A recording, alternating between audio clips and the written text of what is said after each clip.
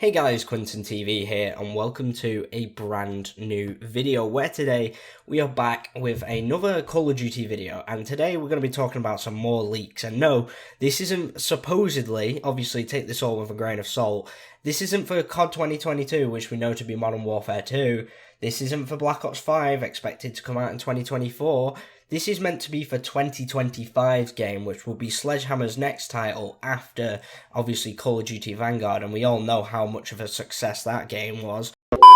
But, yeah, basically, we have a leak from Ralph's Valve, who is quite a credible source. He leaked parts of Modern Warfare 2, and I'm pretty sure he leaked parts of Vanguard, and even probably Black Ops Cold War back in the day. But he says that Sledgehammer Games is reportedly developing Call of Duty Advanced Warfare 2. It's claimed the series could return to futuristic combat in 2025. So what I find interesting about this, first of all, is originally, obviously, we knew that Modern Warfare 2 is probably going to be having a 2-year development cycle. So we won't have a game in 2023. And then obviously Treyarch is expected to come back in 2024 to make, their next game, which we're going to call Black Ops 5 for the purposes of this video. And then in 2025, we are expected to get this Advanced Warfare 2.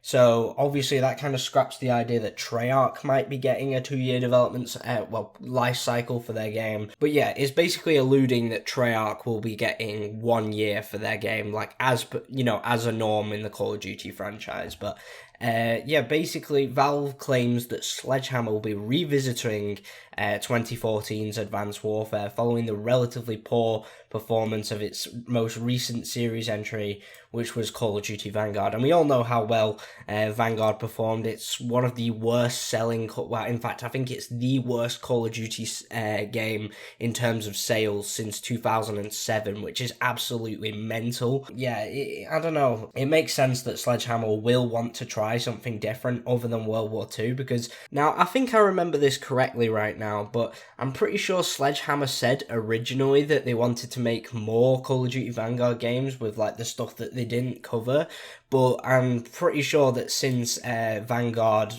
basically bombed, there's no other way of putting it, that they will be ditching that World War II shit and probably looking at a different time period. And Advanced Warfare 2 could kind of match up with that, because I believe Advanced Warfare sold pretty damn well. I mean, obviously at the time it was the best-selling game of the year, I'm pretty sure.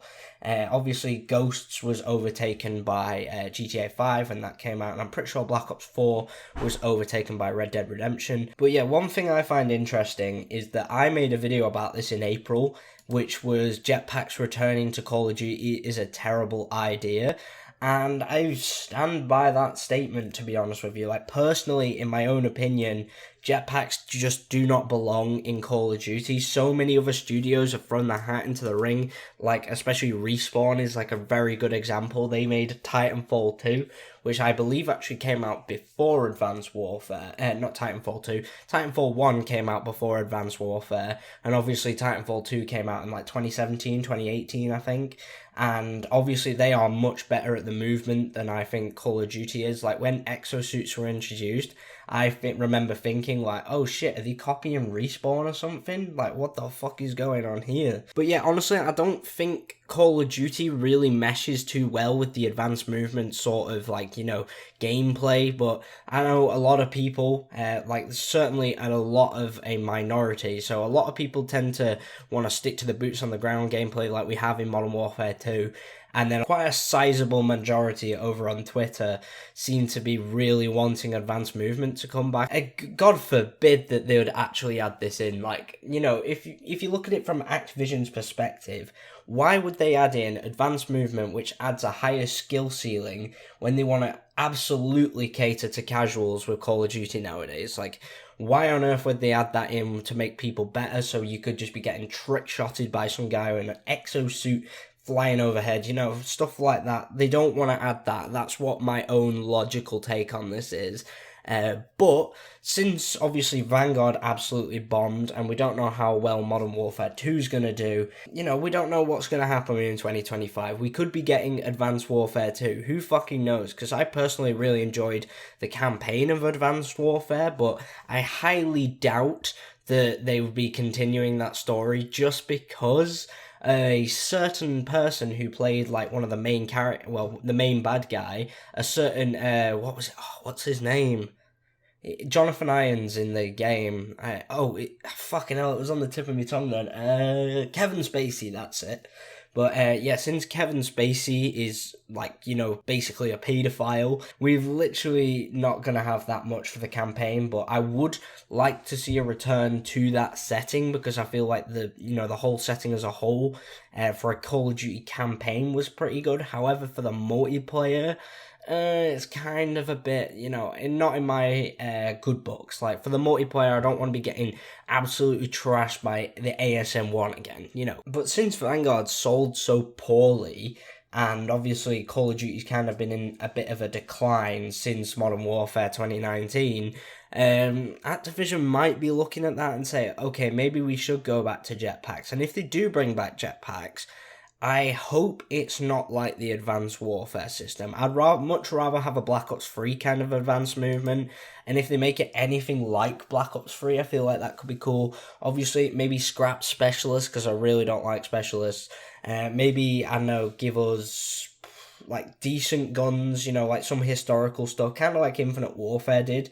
Like, I know Infinite Warfare had the Intervention in there, it had like what did they call it? It was like the S-Ravage as the Spaz 12, and it was basically named after, Randy Savage, that guy, who basically just got nukes with the Spaz 12, and it's like, a little bit of Call of Duty history right there that I find really interesting.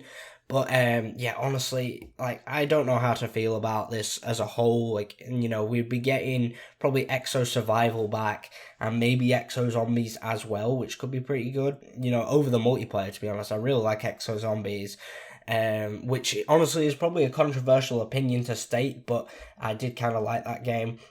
But then we've also got like the problems of how will the community react to this? Like, will the game even sell well, considering how many people seem to dislike Advanced Warfare? We don't know how well the game will sell, and is it going to be a 3-year cycle once again? Because if it is, that is going to be absolutely detrimental to the Call of Duty franchise, because think about it, last time we had a 3-year cycle for Call of Duty, so we had Advanced Warfare, Black Ops 3, Infinite Warfare, and then World War 2. So the 3 at the start were all advanced movement, and then we got one boots on the ground, because it kind of takes like 3 years for Activision to realise, because obviously the developers have all started putting in their projects around the time Advanced Warfare comes out, and obviously the reception was positive at the time, so people were like, oh yeah, let's continue making this game.